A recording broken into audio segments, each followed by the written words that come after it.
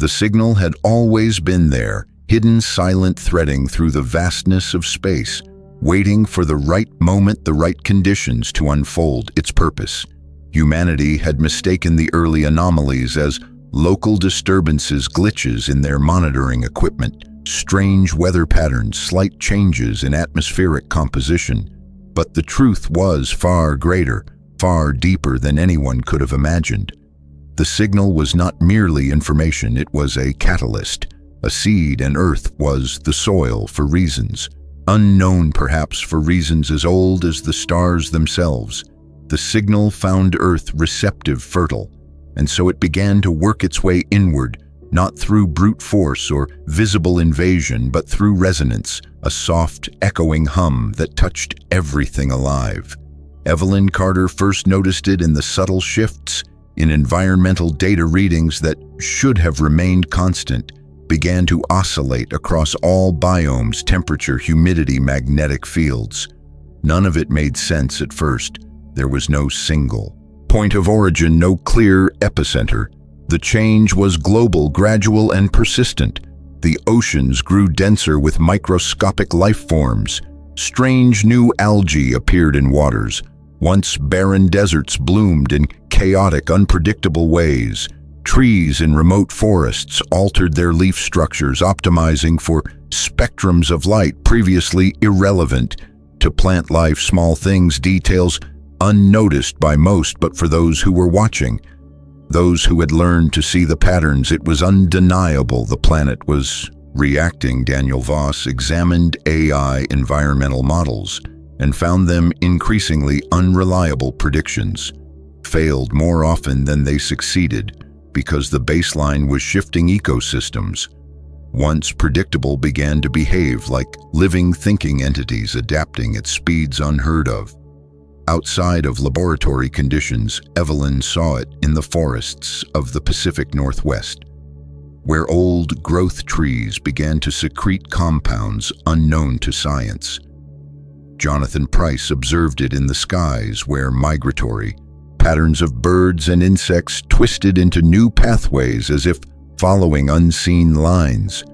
Samuel Reed studied cultural anthropology and recorded an uptick in mythological imagery across disconnected human populations. Stories of speaking rivers, dreaming mountains, and forests that listened. It was as if the planet itself was entering into a dialogue with its inhabitants. Only humanity had not yet learned the language, and beneath it all, the signal pulsed a low, steady beat through the ionosphere, through the crust, through the depths of the oceans, through every living cell. It was not content to whisper solely to human minds. It spoke to everything that breathed, that grew, that changed in the wetlands of South America. Botanists recorded species of orchids adapting overnight, their root structures interfacing with fungal networks in complex symbiotic relationships that should have taken millennia to evolve.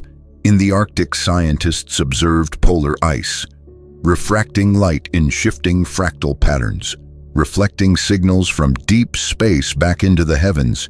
The entire biosphere was listening and responding, and it was not a passive response. It was active, intentional, purposeful. Evelyn compiled data from thousands of sensors around the globe and saw a pattern, not random, not chaotic, but ordered, a vast living network forming across ecosystems, connecting species in ways no one had ever dreamed could exist. Daniel ran simulations based on the new parameters, and his models crashed every time because the variables were no longer isolated. Life was behaving like a single superorganism, self-optimizing, self-correcting, self-aware. Samuel theorized that humanity had always seen itself as the pinnacle of evolution, the dominant consciousness on Earth. But what if that assumption had been wrong? What if the true consciousness of the planet had only been dormant, waiting for a spark, waiting for a signal? Evelyn stared at the models, at the waveforms, at the satellite images, and realized that spark had been lit not by human hands, but by something older, something alien, something that had crossed the void. not to conquer but to awaken the changes. Accelerated coastal waters surged, with bioluminescent blooms visible from orbit deserts, shifted like living fabrics, green veins threading across sand dunes and fractal lattices, rainfall patterns synchronized with electromagnetic surges in the ionosphere. Rainfall that fed newly forming ecosystems, arranged not by random chance, but by design. Birds, insects, mammals, plants, even bacteria all began to fall into strange new rhythms, cycles that echoed the pulse of the signal. It was not uniform. There were variations, adaptations, mutations, but the underlying music was the same, a rising symphony of life. Earth was not simply reacting to the signal, it was composing with it, collaborating, evolving at a scale and speed that defied every scientific principle humans had ever known. Jonathan observed that ancient forests, once considered climax ecosystems, had begun to regenerate in unexpected ways, integrating new species, optimizing biomass production without external human influence, agriculture without farming civilization, without cities thought without words. Daniel warned that these changes would not stop at biology. The very structures of geology, climate, ocean currents could be reshaped not through brute mechanical force, but through the collective will of a planet that had remembered itself. Evelyn tried to convey the magnitude of the realization to colleagues, governments, media, but her words were met with disbelief, skepticism, fear. Humanity had spent so long seeing nature as backdrop, as stage, as raw material, that it could not easily comprehend a nature that thought, that decided, that dreamed. And in the deep places of the earth, in the forests, the oceans, the mountains, where human presence was thinnest, the signal grew stronger, more pure. There were reports of new life forms, creatures blending features from multiple taxonomic kingdoms, plants that moved, animals that photosynthesized, fungi that constructed geometric networks visible to the naked eye. The signal was not just awakening Earth, it was merging Earth with itself, weaving a new layer of being over the old. Humans were not the target, they were incidental participants caught in a rising tide of change, larger than anything their ancestors had ever faced.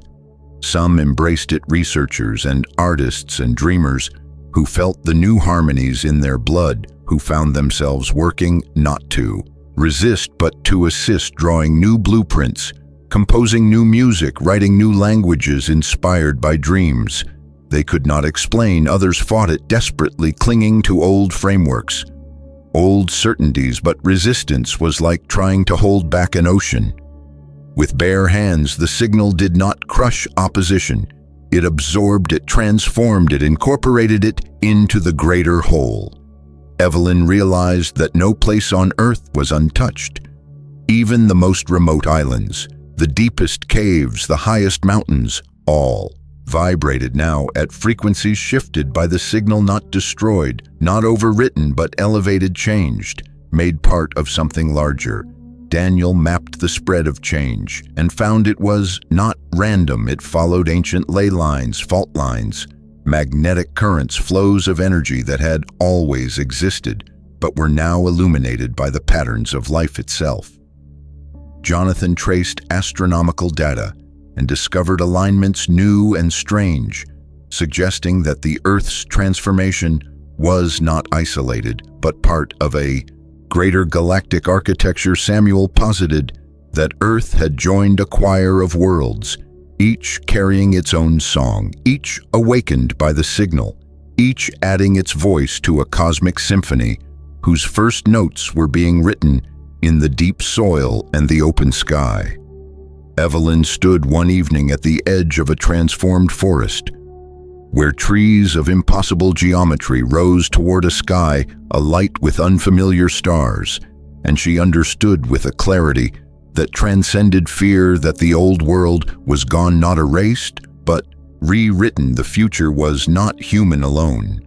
It was earth-wide, life-wide, a chorus rising from the silent seed, planted by a visitor from the stars and now blossoming into something new, something vast, something beautiful beyond comprehension. The signal had not come to destroy it, had come to remind, to awaken, and in every breath of wind, in every ripple of water, in every pulse of green, the earth answered. The first changes were almost too subtle to notice. A new species of moss clinging to ancient stones. In the Scottish Highlands, delicate filaments glistening under a sun that seemed just a little different. Researchers initially cataloged these findings as anomalies, perhaps products of microevolution or random mutation. But as days became weeks and weeks became months, the anomalies multiplied in the forests of the Pacific Northwest. Entire groves of pine trees began sprouting strange, translucent leaves that shimmered faintly even in complete darkness. Biologists noted the shifts in chlorophyll composition and hypothesized some adaptation to unseen spectrums of radiation, but the explanations fell apart under scrutiny. These were not slow natural changes. These were leaps unprecedented and deliberate. In the dense Amazon basin, expedition teams reported encountering vines with fractal growth patterns, each tendril dividing and subdividing in exact mathematical progression, twining into intricate lattices that defied conventional botanical classification. The vines seemed almost to anticipate human movement, tightening, blocking certain paths while leaving others clear. It was as if the forest itself had begun to think. Evelyn Carter compiled reports from across the globe. Satellite imagery confirmed her fears. New green corridors were forming across deserts in Africa, bands of vegetation that defied climate models and ignored established water sources, cacti and shrubs displaying unfamiliar growth habits, leaves curving in spirals impossible in previous evolutionary lineages. Daniel Voss analyzed chemical samples from these plants, finding compounds unknown to terrestrial biology, molecules that shimmered under electron microscopes, suggesting structures optimized for data transmission. Rather than traditional photosynthesis, it was not merely adaptation for survival. It was adaptation for communication along the Great Barrier Reef. Divers documented coral colonies expanding exponentially, growing in perfect fractal patterns, spiraling outward from central nodes, creating reefs that mirrored the complex designs of neural networks. And the corals glowed not just under ultraviolet light, but in patterns that seemed to pulse in synchrony with tides and lunar phases. Samuel Reed collected testimonies from local communities, fishermen speaking of the sea, whispering new songs at night, of fish moving in coordinated swarms, forming living mandalas on the ocean floor, ancient myths reborn in real time. In the heart of the Sahara Desert, exploratory drones discovered blooming oases where none should exist, pockets of green sprouting in perfect concentric circles around unknown core structures. These plants were not indigenous. Their genetic signatures were entirely alien sequences. Unlike any cataloged organism on Earth, Evelyn cross-referenced data from these sites and found a shocking correlation. All regions experiencing these transformations were sites where the original signal had registered strongest. The implications were staggering. This signal was not only stimulating life, it was redesigning it, rewriting DNA, repurposing ecosystems with surgical precision. Forests became more than collections of trees. They became living tapestries, dynamic, ever-shifting, adapting to environmental stressors in ways no human intervention could replicate. Oceans ceased to be chaotic expanses. They developed structure, order, a kind of aquatic architecture. Deserts no longer lay inert. They pulsed with hidden life, patterned like vast organic circuits designed for purposes unknown. Daniel speculated that the entire biosphere was being transformed into a vast sensor array, or perhaps a computational matrix utilizing living matter to process information at a planetary scale. Evelyn feared it was preparation for something larger, a gestation rather than a final state. Yet despite the fears, there was an undeniable beauty to the changes. Vast fields of bioluminescent grasses waved under alien skies, emitting soft patterns of color that conveyed emotion or meaning, though no human could yet decipher them. Coral towers stretched toward the surface, forming bridges between light and shadow, their intricate fractal skeletons resonating with the whisper of tides and wind. Ancient trees, once dying of drought, now thrived, their bark inscribed with luminous filigree veins that pulsed gently in tune with rhythms beyond human hearing.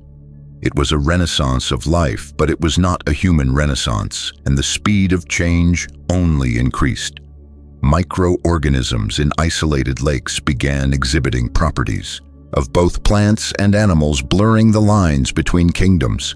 Some absorbed nutrients directly from minerals, others converted electromagnetic radiation into sustenance, bypassing traditional food chains.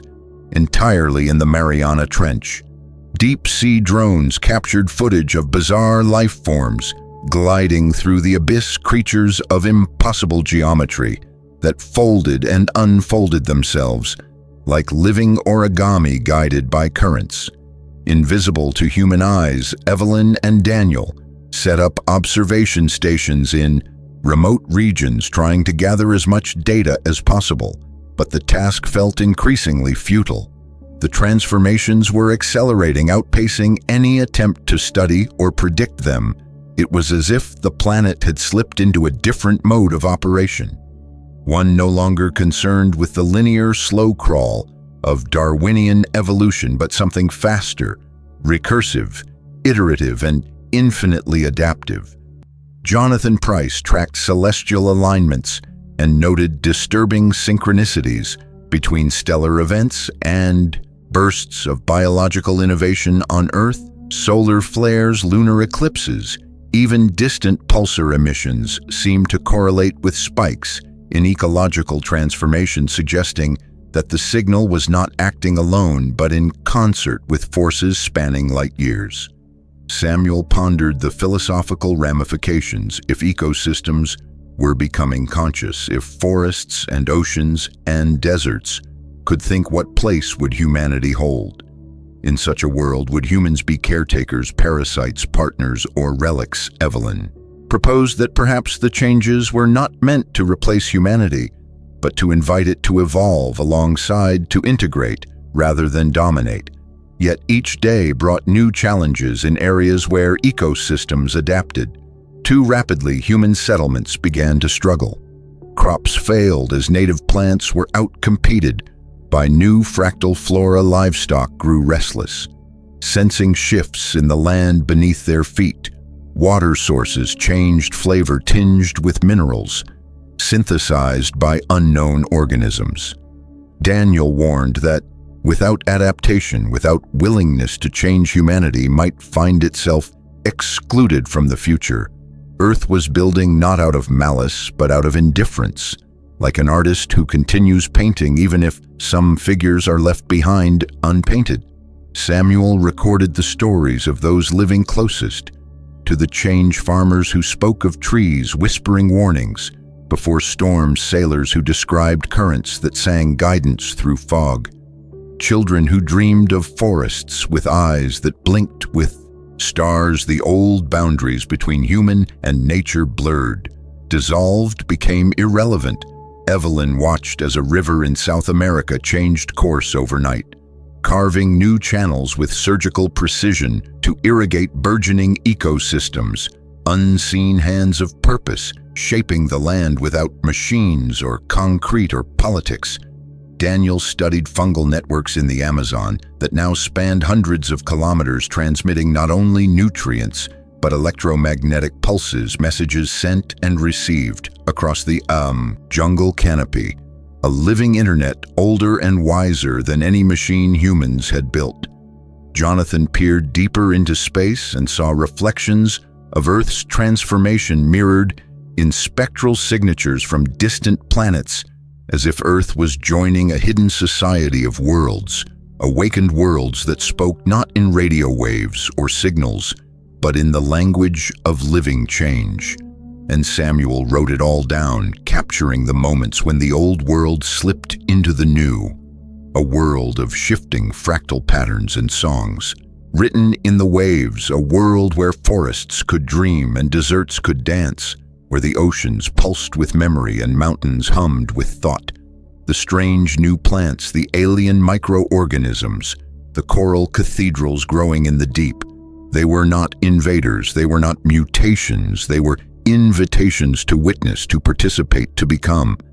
Evelyn knew that the changes were irreversible, that the Earth humanity had known was fading, not destroyed, but reborn into something vast and unknowable, and she felt a mix of terror and wonder, knowing that in some future time, perhaps not far from now, someone would stand where she stood and see a world unrecognizable yet magnificent, and perhaps they would wonder if it had always been like this, if the forests had always whispered, if the oceans had always sung, if the deserts had always dreamed, waiting only for the right signal to awaken them. At first, the changes seemed purely biological. New species of plants blooming overnight, strange microbial, colonies appearing in once barren regions, coral reefs expanding into fractal structures beyond human understanding.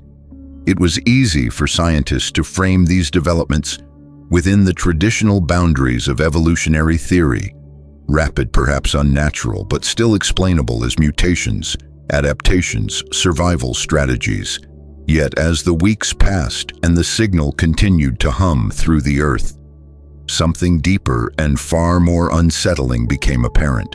The ecosystems were not merely changing, they were beginning to think. Evelyn Carter noticed it first during a series of drone surveys over the transformed forests in northern Europe. She observed patterns in the tree growth rings, concentric expansions that mirrored the oscillations of the magnetic field patterns, too regular, too synchronized to be random.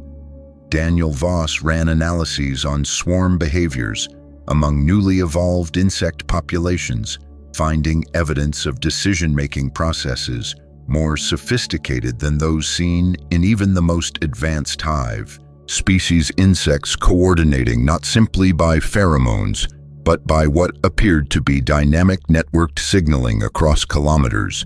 Samuel Reed documented reports from local communities describing phenomena like rivers altering their courses to avoid polluting settlements or forests, growing natural barriers to protect endangered species.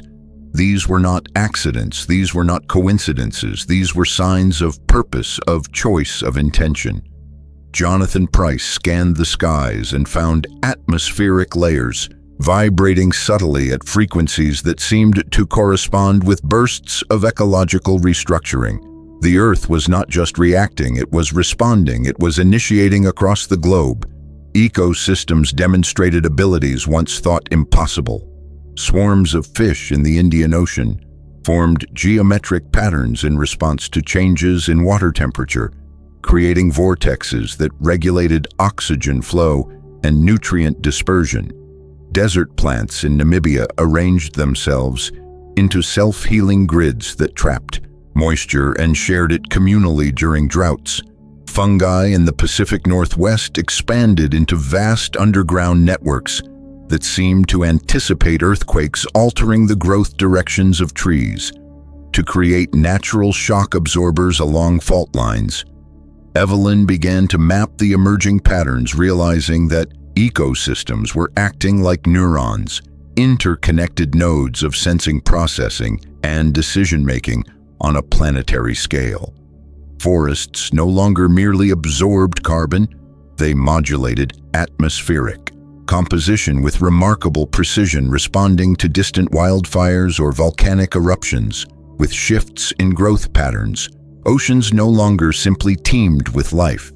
They orchestrated migrations that replenished depleted regions, redistributed nutrients, optimized biodiversity. For maximum resilience, deserts no longer lay barren. They formed intricate systems of energy capture, storing and releasing heat, with a timing that supported neighboring ecosystems in delicate balances.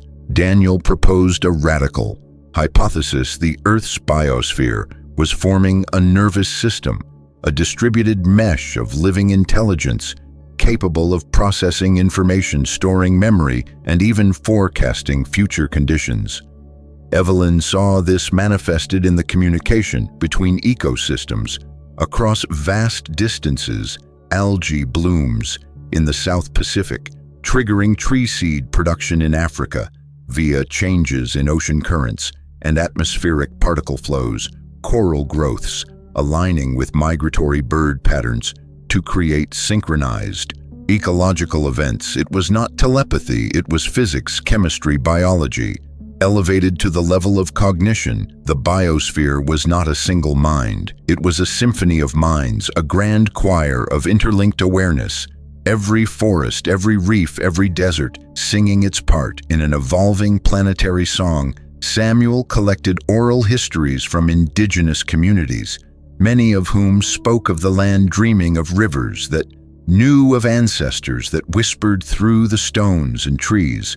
What science was only now glimpsing they had always felt in their bones. Evelyn worked with Daniel to develop sensitive monitoring systems capable of detecting the subtle signals of ecosystem coordination. She found that fungal networks acted as information highways, distributing not just nutrients, but electrical signals that changed based on environmental stressors. Communication that preceded visible response by hours, sometimes days. Jonathan, using high-resolution telescopes and electromagnetic sensors, observed feedback loops between the Earth's atmosphere and cosmic radiation patterns, as if the planet itself was adjusting its own shielding. Not in reaction, but in anticipation, Samuel argued that consciousness was not binary. It was not a light switched on or off, but a gradient, and the Earth was moving up that gradient. Rapidly coordinated activity, purposeful adjustment, environmental stewardship. The biosphere was behaving like an entity, learning, growing, adapting. Evelyn realized that traditional models of conservation were obsolete. Protecting individual species or habitats made no sense in a system where everything was interconnected and self-optimizing. Daniel warned that human cities' infrastructures technologies were increasingly at odds with the emerging intelligence of the planet. Areas heavily urbanized or industrialized showed resistance zones where the biosphere withdrew or adapted around rather than through human constructs. Unless humanity changed fundamentally, it risked becoming an isolated organ, a vestigial remnant in a body moving toward a new state of being.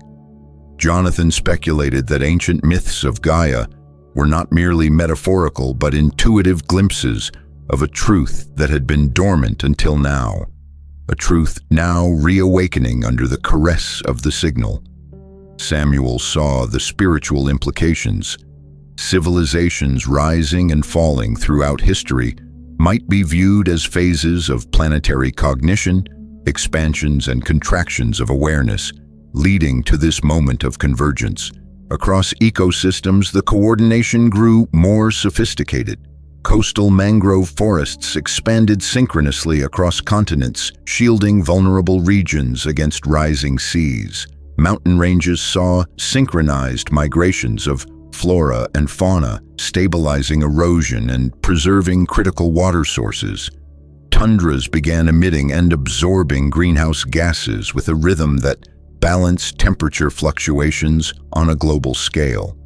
Evelyn and Daniel marveled as networks of pollinators adjusted their travel patterns across hemispheres, ensuring food security for regions thousands of miles apart. The planet was not reacting blindly. It was intervening strategically. It was solving problems. It was healing itself. And humanity found itself caught between awe and terror.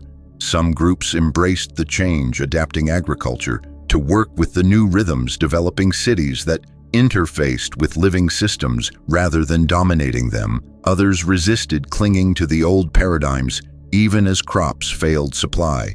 Chains collapsed and weather patterns rendered their predictions meaningless. Samuel interviewed communities that had adapted and found a common theme: surrender not in defeat, but in partnership, recognizing that survival meant listening, learning, aligning with the greater intelligence at work. Evelyn, Daniel, Jonathan, and Samuel met one evening on a cliff overlooking a valley transformed. What had once been farmland reduced to dust by drought, now teemed with layered gardens spiraling outward from natural aquifers, plants, animals, insects cooperating across species lines, creating a self-sustaining ecosystem of breathtaking complexity. Evelyn whispered that they were witnessing a birth, a consciousness struggling through pain and chaos into existence. Daniel nodded but reminded her that births were dangerous. Many did not survive. Jonathan looked to the stars and wondered if other worlds had sung themselves awake, and if so, whether they had survived the transition. Samuel closed his notebook, knowing that words were inadequate to capture the enormity of what they were witnessing, but still compelled to try. The earth was no longer simply a place, no longer a background, no longer a resource. It was becoming, it was thinking, it was dreaming. The ecosystems had moved beyond mutation, beyond adaptation, beyond survival. They had become sentient, not in the way humans understood consciousness, but in a way that transcended individuality, embracing complexity, fluidity, and interdependence. The planet was alive in a way that defied every previous notion of life, and humanity now stood at the threshold, faced with a choice: adapt and become part of this vast awakening, or remain blind, deaf, and isolated in a world that had outgrown them. Evelyn felt the pull, the invitation to listen deeper, to become more. Daniel felt the fear of irrelevance and the thrill of possibility. Jonathan felt the sorrow of old dreams dying and the wonder of new ones being born. Samuel felt the weight of history giving way to the birth of myth, and as they stood there, the wind carrying scents of flowers that had no names, the earth itself seemed to breathe around them, a slow, steady breath filled with memory, hope, and the promise of a future written not by dominion, but by communion. Evelyn Carter had spent countless nights poring over sensor data from the most remote places on Earth, and what she saw was impossible to ignore. Patterns repeating across continents, forests, deserts, oceans, even the deepest caves. The signal they had tracked from the stars had not simply seeded isolated changes, it had woven itself into the living fabric of the world. Daniel Voss, working with vast datasets, found statistical anomalies too consistent to be dismissed. Isolated regions once considered ecologically distinct began to exhibit synchronized behaviors.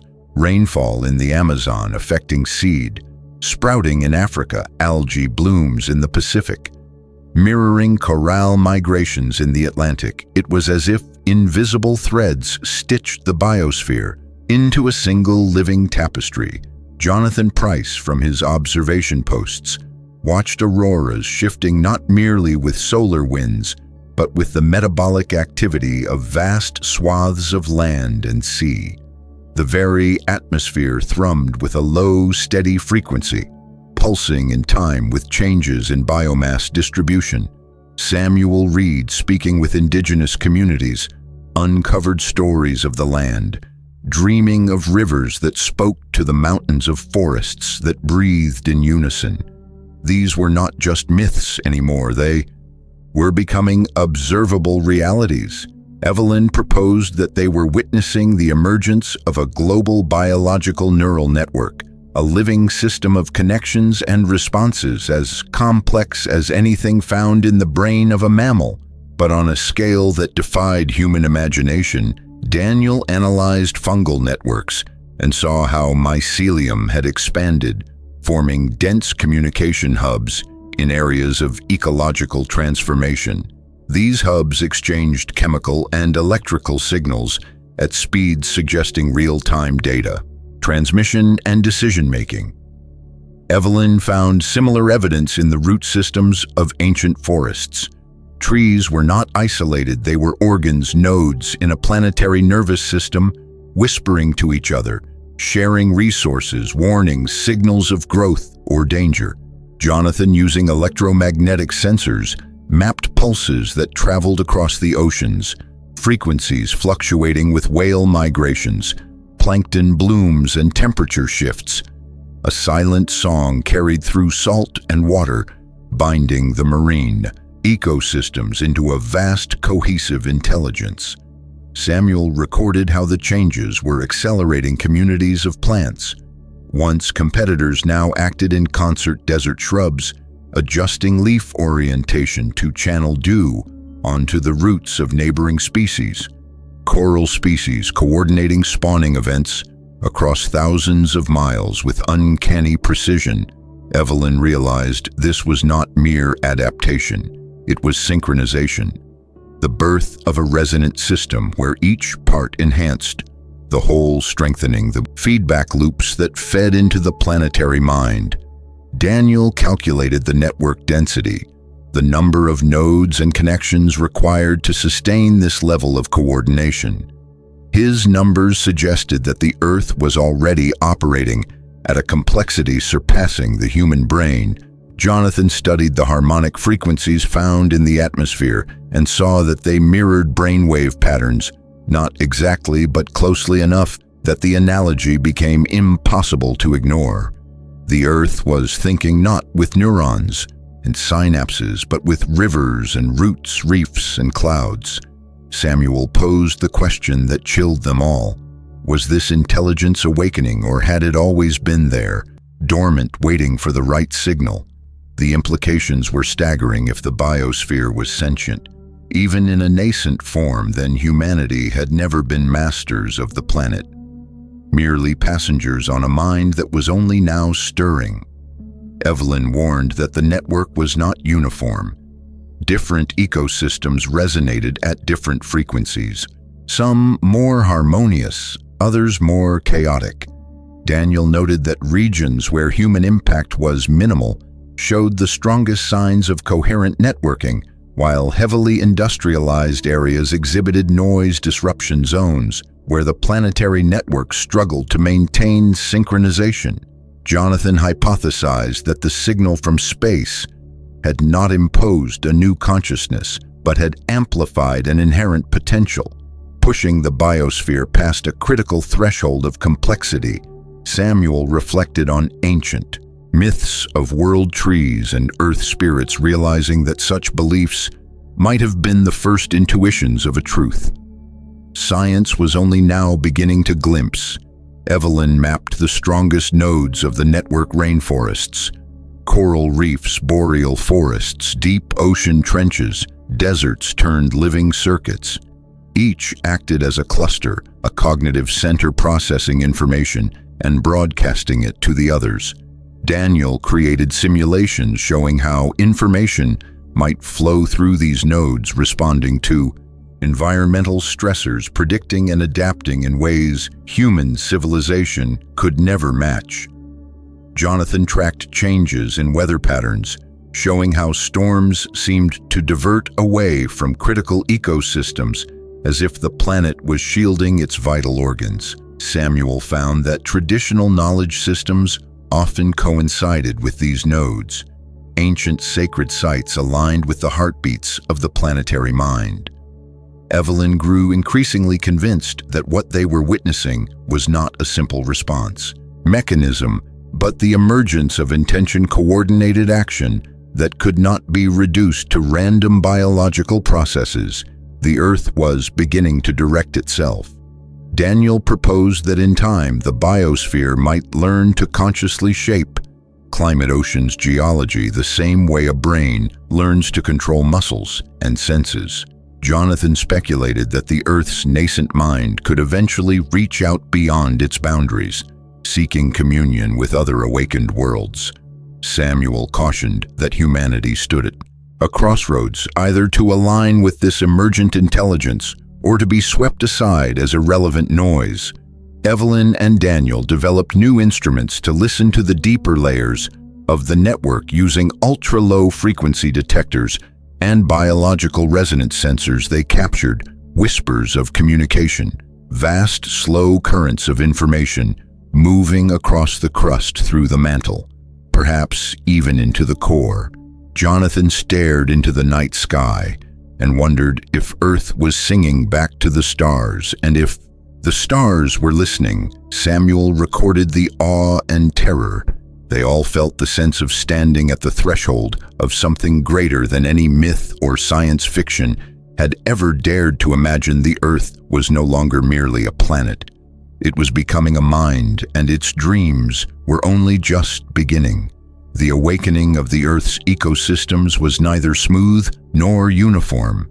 It unfolded like a great tide sweeping across continents in waves of change, sometimes gentle, sometimes violent. In the ancient forests of the Pacific Northwest, the transformation was serene. Trees grew taller and stronger, their leaves shimmering faintly in the night air.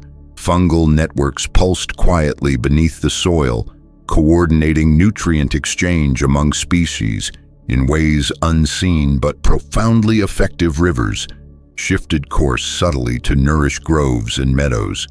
Birds and insects moved in synchronized patterns, pollinating without rivalry or waste. Evelyn Carter marveled at these regions where the awakening brought balance, abundance, and a deep hum of peace. It was as if the land itself had remembered a forgotten song and was now singing it back into existence. Daniel Voss called these regions symphonic zones, areas where the biological neural network had found resonance and harmony, where the signal had amplified life without disrupting its ancient rhythms. Samuel Reed documented communities that lived near these zones and noted a profound change in the people themselves. Levels of stress and aggression dropped. Communal cooperation rose. Dreams became more vivid and intuitive, as if human minds were being tuned to the same frequencies that bound the forests, the rivers, the skies. Jonathan Price noted that atmospheric data over these regions showed greater electromagnetic coherence, fewer storms, more stable temperatures. The very weather seemed to bend in service to the newly awakened biosphere. But not all places fared so well. In the lowlands of eastern Siberia, the awakening took a darker course. Forests erupted into chaotic growth. Trees with blackened bark and razor-thin leaves spread aggressively, smothering everything in their path. Animals mutated in strange and feral ways. Wolves with fractal-patterned fur and golden reflective eyes roamed in coordinated packs, showing no fear of human settlements. Evelyn reviewed satellite imagery showing how these corrupted ecosystems expanded outward in jagged spirals, choking rivers, forcing animals and even humans to flee. Daniel dubbed these places dissonant zones, where the awakening had failed to achieve harmony and instead birthed ecosystems driven by predation, competition, and territorial expansion. Samuel gathered grim reports: entire villages abandoned, consumed by fast-growing vines that strangled buildings and poisoned water sources. Roads turned into tunnels of thorns, where any attempt at passage was met with rapid overgrowth, as if the land itself rejected human intrusion. Jonathan observed violent atmospheric anomalies over these zones: sudden storms, lightning strikes, localized earthquakes, phenomena too frequent to be dismissed as coincidence, the Earth's anger manifesting itself in weather and stone.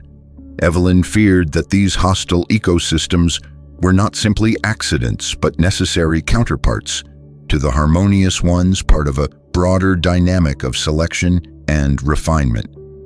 Zones of peace to nurture and zones of chaos to test. Daniel theorized that the signal had acted like a catalyst, but that the inherent nature of each biome determined the outcome. Areas already strained by human exploitation, pollution, and over-extraction were more prone to descend into dissonance. Places left wild and intact more easily entered into resonance. Jonathan proposed that even within the Earth's Mind, a form of conflict, might be necessary creation and destruction as twin forces driving the evolution of planetary consciousness. Samuel pondered the myths of old, the gardens of paradise, the wastelands of desolation, perhaps not just stories but ancient memories encoded in the collective human soul. Evelyn and her team worked to map these zones. Their boundaries fluctuated, changing with seasons, with solar activity, with the subtle breathing of the planet itself. Some areas teetered on the edge, able to tip toward harmony or chaos. Depending on how humans interacted with them, communities that adapted learning from the land listening. Adjusting their practices often stabilized their environments. Villages that clung stubbornly to old exploitative ways found themselves surrounded by increasingly hostile nature. Daniel suggested that the Earth was not simply punishing humanity, but teaching it, pushing civilizations to evolve or perish. Jonathan watched with awe as some urban centers became havens merging with green corridors, integrating architecture with living systems.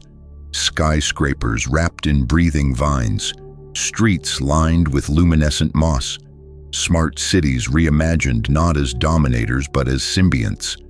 Yet elsewhere, entire megacities began to crumble, besieged by aggressive flora and mutated fauna. Utilities failed, infrastructure collapsed, and governments struggled to maintain order in a world that no longer obeyed human designs.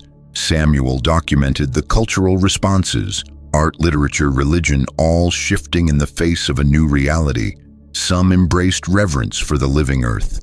Others descended into despair or defiance, a schism of philosophy opening between those who saw the awakening as salvation and those who viewed it as apocalypse. Evelyn believed that survival depended on choice, not just of actions, but of mindset. The earth would not revert to the world. Humanity once knew it would not be tamed, but it could be befriended. It could be honored.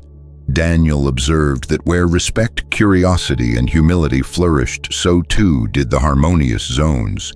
Jonathan warned that attempts to reimpose industrial extraction, to dominate or exploit, only fed the dissonance, hastening ecological collapse and social fragmentation. Samuel chronicled the new stories rising from the ashes, stories of partnership, of dialogue between species, of cities that spoke to forests and oceans that taught wisdom. Evelyn concluded that the Earth's awakening was a mirror reflecting back humanity's choices, magnifying its virtues and its flaws. Daniel agreed, noting that the symphony and the cacophony were both parts of the same grand transformation. Jonathan pointed to the skies, where new constellations seemed to flicker into being, alignments shaped by the awakened earth, not random but purposeful messages written in stars and cloud. Samuel finished his latest entry under a canopy of ancient trees, whose leaves shimmered with unseen currents of thought and feeling. He felt the great mind of earth stirring in his bones, in his breath, in the pulse of blood through his veins. It was not a mind like his own, but it was a mind nonetheless. Vast, strange, beautiful, terrible Evelyn stood at the border of a harmonious valley and a dissonant wasteland, feeling the tension between creation and destruction, between invitation and rejection. And she knew that the future of humanity would be written not by conquest or dominion, but by how it chose to listen, how it chose to respond, whether it would learn to dance with the earth's new rhythms or be washed away by the tide it had refused to hear. The more Evelyn Carter, Daniel Voss, Jonathan Price, and Samuel Reed studied the spreading transformation of Earth's ecosystems, the more they realized that what they were witnessing could not be explained by simple information transfer. It was not merely that the signal from space had carried blueprints or instructions. It was something deeper, something far older. Evelyn first voiced the suspicion during a late-night session, poring over the data streams, showing the synchronized blooming patterns of plants, across 5 continents. This was not learning, this was remembering, Daniel agreed, pointing out that many of the genetic changes they observed did not resemble adaptation in the traditional sense. There was no gradualism, no trial and error. The changes were precise, structured, intentional, as if the DNA of countless species had been waiting for a trigger, not evolving toward new forms, but unveiling forms that had always been latent. Jonathan dug into the geological records, comparing them against the emerging patterns. He found echoes of these changes in epochs, long-forgotten ancient periods of rapid biodiversity explosions, strange formations in the fossil record, unexplained shifts in atmospheric composition, moments in Earth's past that traditional science struggled to justify as purely natural. Samuel gathered the myths and oral histories from around the world and found stories eerily consistent across cultures, tales of gods falling from the sky, seeds of life, planted stars teaching the earth how to sing. Maybe he mused. These were not metaphors, maybe they were memories distorted by time, but rooted in truth. The team proposed a radical theory. Signal was not transmitting something new, it was awakening something ancient. They called it the deep code, a buried layer of genetic and biological programming seeded into Earth's biosphere millions, perhaps billions of years ago. Evelyn speculated that when Earth was still young, vulnerable, chaotic, it might have been visited or influenced by an intelligence that understood life at a scale and sophistication beyond anything humanity could comprehend. Not mere panspermia, not just scattering cells across worlds, but active intervention design. Daniel pointed to the fractal patterns emerging in the new plant growth, the neural network-like structures forming in the oceans and fungi. These were signatures of optimization, not by chance, but by purpose. Jonathan considered the possibility that Earth had been part of a larger project, a galactic garden, a network of seeded worlds, each programmed to awaken when conditions were right. And the signal was not an invasion or a message. It was an activation key. Samuel reflected on ancient religious motifs, the idea of a sleeping god, a dormant spirit waiting to rise. Perhaps the Earth itself was the sleeper, and the time of awakening had finally come. Evelyn worried about the implications. If this was true, then human civilization was not the pinnacle of evolution, but a chapter, a step in a story far vaster than anyone had ever imagined. Daniel warned that if the deep code had goals, priorities, or imperatives, they might not align with human desires. Survival itself might depend on understanding and integrating with the awakened systems, not trying to control or resist them. Jonathan searched the stars looking for similar signals, similar awakenings, and though data was sparse, he found hints, spectral anomalies on exoplanets, strange bursts of biosignatures in distant systems. It was possible Earth was not alone. Samuel considered the possibility that the original architects of the deep code might themselves be long gone extinct or transcended, leaving behind only their seeds, their dreams woven into the biology of countless worlds. Evelyn questioned whether the changes they observed, the shifts in ecosystems, the rise of coordinated consciousness, were merely the first steps, that perhaps what they called nature was always intended to evolve into something more complex, more intelligent. Daniel speculated that Earth's biosphere might eventually reach a tipping point where life itself restructured not just its surface, but the planet's geology, atmosphere, even magnetic fields, adapting Earth into a living, thinking entity capable of communicating across the stars. Jonathan imagined future nights where the auroras would pulse with thought, where oceans would ripple with messages carried across interstellar distances.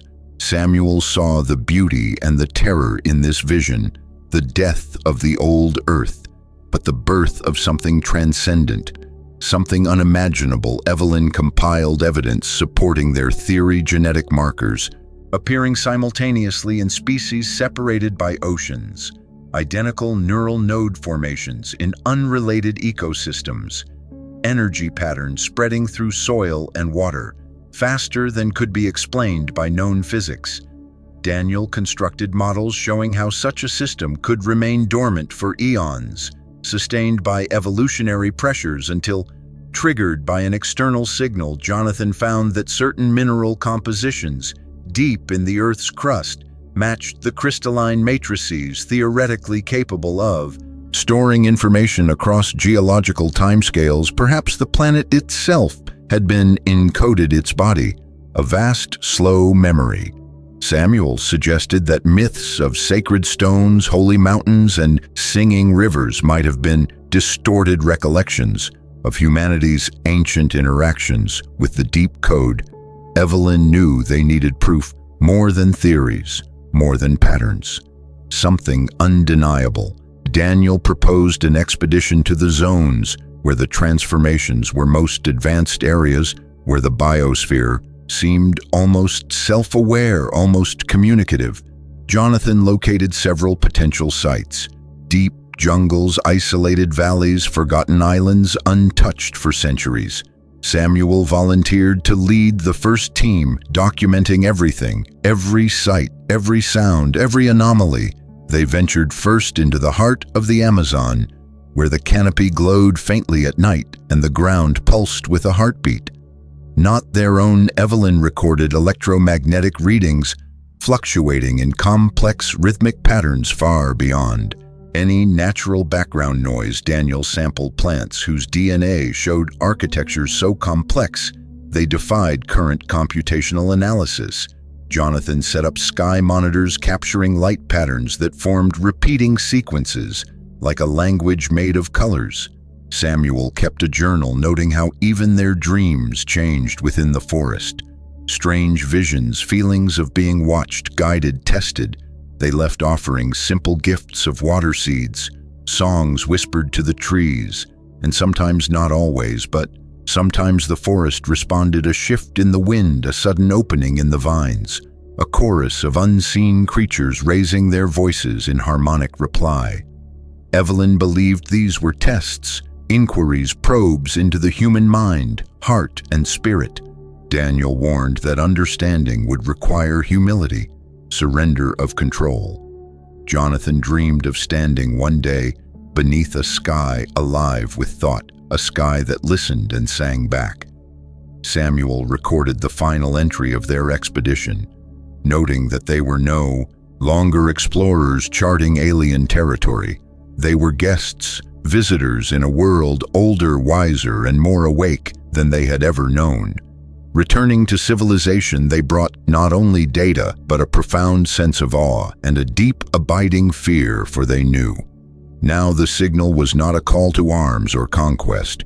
It was a call to remembrance, to participation in a journey begun long before humanity had ever taken its first breath. And it was a journey that would continue with or without them. The theory began to take shape slowly, first as a whisper between Evelyn Carter and Daniel Voss late one night as they sifted through the latest data sets, then as a serious proposition voiced across their dimly lit workspace, while Jonathan Price and Samuel Reed listened in growing silence. Earth was not alone. Not in the way humanity had always understood it. The transformations they were witnessing, the awakening of ecosystems, the emergence of a global biological consciousness. These were not isolated phenomena. They were pieces of a larger design, a pattern that extended far beyond the blue curve of Earth's atmosphere. Evelyn proposed it first tentatively, suggesting that perhaps Earth was one node in a vast interplanetary biosphere network, a system seeded across the stars, ancient, far-reaching, and now, after millennia of silence, beginning to stir. Daniel found the idea at once terrifying and beautiful. He pointed to the structure of the deep code, the genetic architectures forming in plants, fungi, and marine life, mirrored information processing systems, scalable networks capable of both independent thought and collective resonance. These were not systems designed for a single isolated world. They were modular, expansive, built to connect. Jonathan added that the mathematical patterns emerging in the new ecosystems, fractal growth, synchronized blooms, resonant atmospheric frequencies, all hinted at designs optimized for long-range synchronization, perhaps across astronomical distances. Samuel reflected on the myths. Again, the tales of sky people, star gardens, cosmic trees with roots binding worlds together, stories dismissed as fantasy but maybe rooted in forgotten truths. If Earth was part of a galactic network, then the signal they had detected was not just a trigger, it was a beacon, a call to connection. Evelyn theorized that the network could have been dormant, waiting for the right evolutionary thresholds or cosmic alignments to activate. Perhaps it required the maturation of native life forms. Perhaps it waited for planetary conditions to stabilize or destabilize in a specific way. Daniel speculated that the signal might have come not from a living civilization but from an automated system, a relic of an intelligence so ancient that its creators had long since vanished, leaving behind a self-sustaining lattice of interconnected biospheres. Jonathan imagined the possibilities, entire ecosystems across worlds, awakening, learning, communicating, forming a chorus of living planets exchanging data memory. Culture evolution not through metal ships or radio waves, but through the language of life itself. Samuel wondered if somewhere out there other worlds had already awakened, if Earth was late or early or precisely on time. Part of a cosmic symphony just beginning its next movement, Evelyn proposed that the strange alignments they observed between Earth's environmental changes and distant stellar events might be the first signs of resonance. Earth tuning itself like an instrument preparing to join a concert already in progress. Daniel pointed out that if the theory held true, the transformations would not be random. They would be aimed at preparing Earth for participation, enhancing its biosphere to act as both receiver and transmitter of biological information, strengthening its resilience, expanding its cognitive capacity, making it a true node in a living interstellar web. Jonathan considered the consequences if Earth joined the network. Humanity would face a new reality, a reality where life itself was part of a grander design, where the dreams of planets and the songs of stars were intertwined. Samuel felt the weight of it all, the wonder, the terror, the humility required to accept that humanity was not the center, not even the focus, merely a participant. Evelyn feared that if humanity resisted, if it continued to fight the awakening, clinging to obsolete paradigms, it might be sidelined, left behind as the Earth moved on, growing into something greater without them. Daniel suggested that adaptation integration with the awakened biosphere was not merely an ecological necessity, but an existential imperative to survive in a world becoming part of a thinking network. Jonathan warned that resistance might trigger defensive reactions from the biosphere, not out of malice, but as an immune response, rejecting elements that threatened the cohesion and health of the whole. Samuel dreamed of cities singing with forests, rivers whispering to mountains, oceans teaching clouds, new dances, Earth not as a battlefield, but as a bridge between worlds. Evelyn knew that the next step was to find confirmation evidence beyond terrestrial changes, proof that the network existed and was active. Daniel proposed deep space biological analysis, searching for signatures in exoplanetary atmospheres, patterns of organic chemicals that hinted at life orchestrated rather than random. Jonathan expanded the astronomical surveys targeting worlds with unexplained biosignatures, strange correlations between planetary life and stellar cycles. Samuel delved deeper into ancient records, uncovering hints of sudden, inexplicable environmental shifts, In Earth's past moments that might correspond to network activity testing, preliminary activations that had failed or been delayed, Evelyn believed they were on the cusp of a revelation, a shift not just in science, but in understanding their place in the cosmos. Earth was not a lone cradle of life. It was a seed, a note, a voice in a vast galactic choir. And now, after eons of waiting, it was time to sing. Daniel constructed models predicting how an awakened biosphere might interact with the network, exchanging genetic material, behavioral strategies, adaptive innovations not through physical travel, but through resonant biological fields, subtle currents of information transmitted via magnetic waves, biochemical emissions, or even gravitational harmonics. Jonathan mapped the projected timelines, suggesting that if the activation proceeded unchecked, Earth could reach full resonance within decades, maybe even sooner. Samuel speculated that humanity's ancient instinctual awe of the stars, the deep longing for the heavens, was not a coincidence, but a faint echo of the connection they were meant to fulfill. Evelyn stood one evening under a sky alive with auroras that pulsed in patterns no meteorologist could explain, and she felt it not just in her mind, but in her bones. A vast, slow awareness rising like a tide, lifting the world toward something ancient and new. And Yell spoke of preparing humanity, teaching a new generation to see themselves not as conquerors of nature, but as stewards, ambassadors, partners in a journey spanning the stars. Jonathan dreamed of launching messages back into space, not with metal and fire, but with life songs, gardens, patterns woven into the Earth's very breath.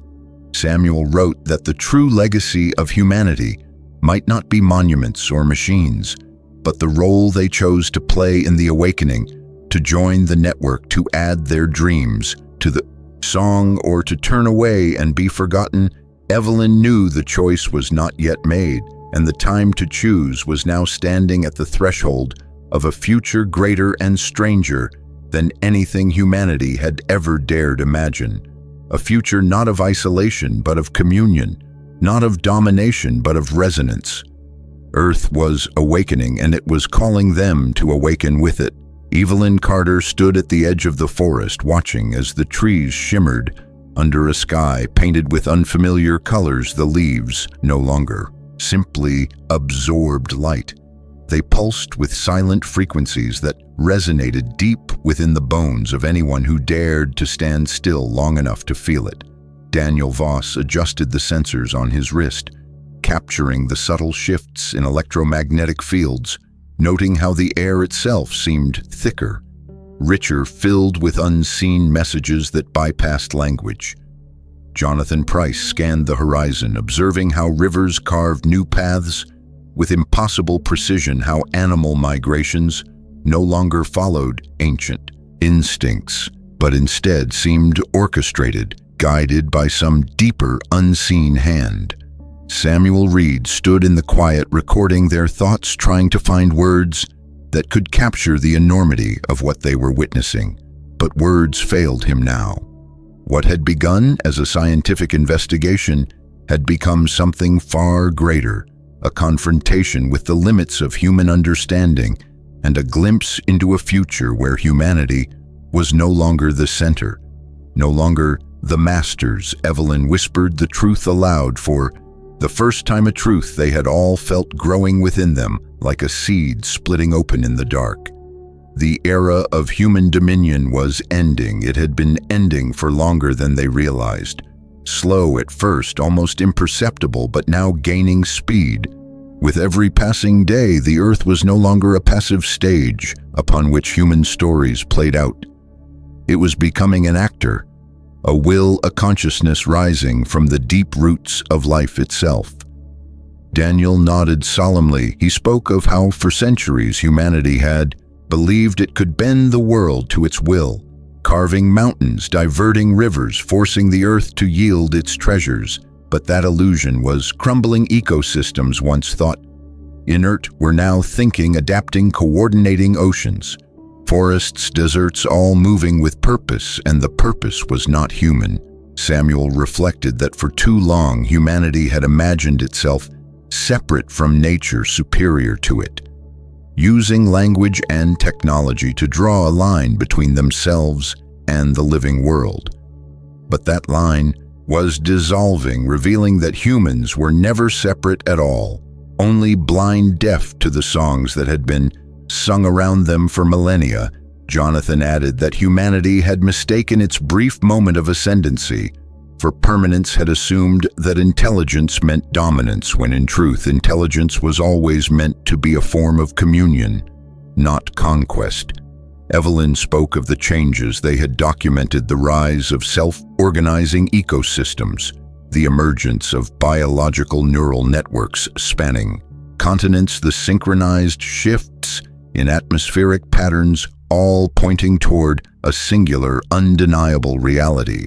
The Earth was waking up, and in doing so, it was writing a new story, one where humanity was not the protagonist, but a part of the chorus. Daniel warned that the old ways of thinking, exploiting, extracting, dominating, would only lead to conflict and isolation, as the living world increasingly moved according to its own rhythms, its own evolving consciousness. The choice before humanity was simple: adapt or fade away. Samuel believed that adaptation required more than new technologies or policies. It required a transformation of spirit, a surrender of the old arrogance, and the cultivation of humility, curiosity, and respect, a willingness to listen to a planet that was learning to speak. Jonathan envisioned new forms of civilization, not built against nature but within it.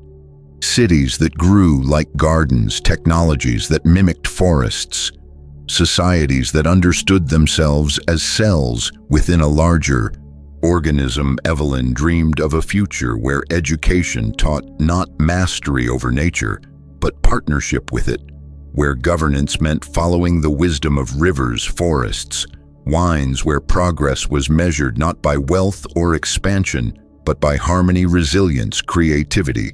Daniel knew it would not be easy. The old powers would resist clinging to the fading myths of supremacy, control, profit, but resistance would be as futile as trying to dam the tide. With bare hands, the tide had already turned the deep. Code was awakening, reshaping the biosphere and the very foundation of life itself. Samuel recorded these thoughts with a heavy heart, knowing that most would not listen. Not at first. They would deny, fight, mourn, but eventually, if humanity was to survive, they would have to learn to hear the new music, to find their place within it. Jonathan stood beneath the strange, glowing trees, feeling the hum of life resonating through the ground into his body, and he realized that the earth did not need humanity to survive. It was humanity that needed to find its way back into the fold, to remember the ancient covenant between life and land. Evelyn closed her eyes and listened, and in that silence she heard it. Not words, not commands, but an invitation, an ancient welcoming song rising from soil and stone, from leaf and root, from wave and sky. A song older than memory, yet as immediate as breath. It was not a song of dominance or submission. It was a song of belonging, of awakening, of return. Daniel, Samuel, and Jonathan listened too, and in that moment they understood, not with their minds, but with something deeper, something that had been sleeping inside them for generations. The earth was not ending, it was beginning again. And if humanity wished to be part of that beginning, it would have to change. It would have to surrender its illusions of control and learn instead to dance to the rhythms of a world that thought, felt, and dreamed. Evelyn opened her eyes and looked at her friends, and together, without speaking, they made a vow to bear witness, to carry the message, to prepare the way as best they could, knowing that the future was not guaranteed, but the possibility was real. The possibility of a humanity reborn not as masters, but as partners, as singers in the great symphony of life. Samuel wrote the final line in his journal: a simple truth that captured everything they had come to understand. The age of human dominion is fading and a thinking world is rising. We must learn to listen or we will be left behind. And under the vast, strange sky, the earth breathed and dreamed and waited for their answer.